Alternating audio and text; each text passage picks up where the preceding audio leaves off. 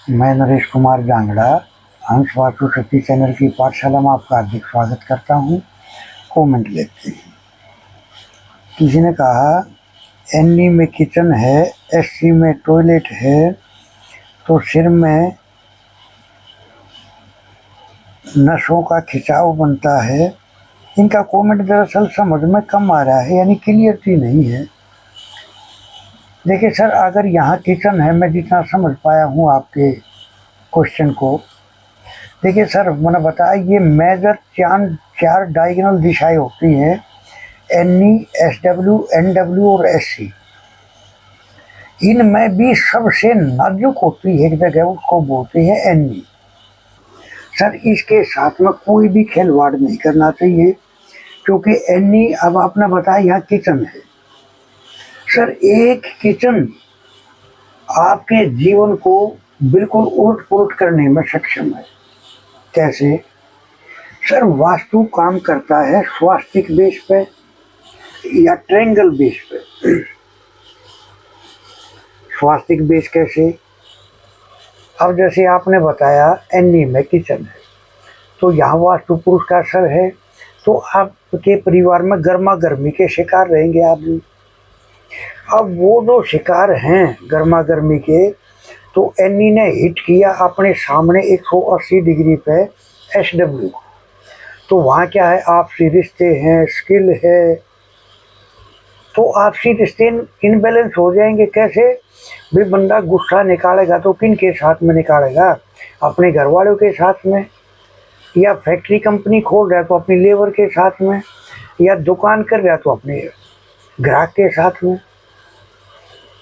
अब जब यहाँ ग्राहक प्रभावित होया, ग्राहक को वो तमीज से बात नहीं करता, तो आप देखो एसडब्ल्यू ने हिट करा अपने से 90 डिग्री पे एनडब्ल्यू को। उस ग्राहक के दिमाग में आई कि अब तो मैं इसको सबक सिखाऊंगा, यानी स्पोर्ट खत्म होगी उसकी। वो सबक कैसे सिखाएगा? उसके दिमाग में आया कि अब मैं इसकी पेमेंट को रोकूंगा, जिससे इसकी अकल ठिकाना आएगी। यानी सपोर्ट ने एससी को हिट कर दिया, तो पेमेंट एक बारी बंद होगी। सर एक जगह का दोष बंदा 4 सिम्टम बोलेगा। सर वास्तु बड़ा डीप का, बड़ा गहराई का विषय है। ये ट्रायंगल पे भी काम करता है, ये स्वास्तिक पे भी काम करता है, ये आमने सामने भी काम करता है। तो सर मैं तो ये बोलूँगा कि एनई के साथ में कोई समझौता ना करके आप अपनी किचन को कहीं और शिफ्ट करो,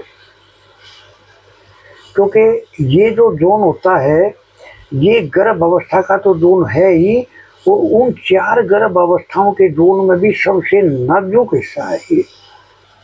क्योंकि जिसका दिमाग ही प्रभावित हो गया तो फिर रह क्या गया।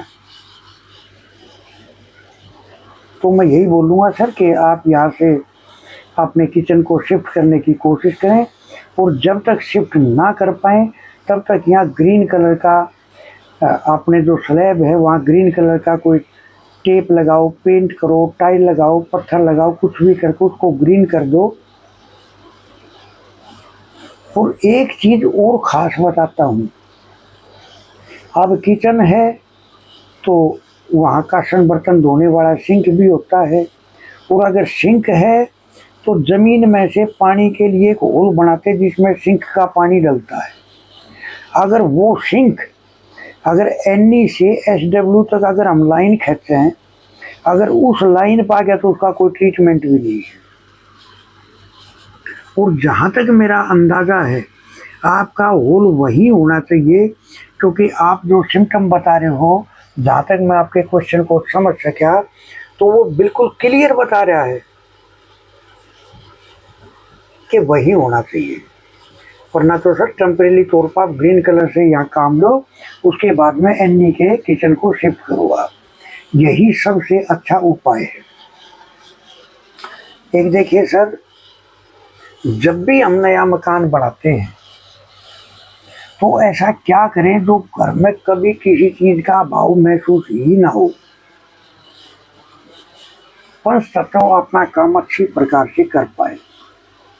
तो सर 5 प्रकार की मिट्टी, जब मकान की नींव भराई होती है तो 5 प्रकार की मिट्टी का घोल तैयार करके और जब नींव की भराई हो जाती है तो उसके साथ में मिट्टी लगाने से पहले घोल बना के बाल्टी में हर जगह छिड़काव करना है। सर ऐसे मकान में जीवन में किसी चीज का अभाव नहीं होता, क्योंकि पंच तत्व प्रेजेंट हो जाते हैं।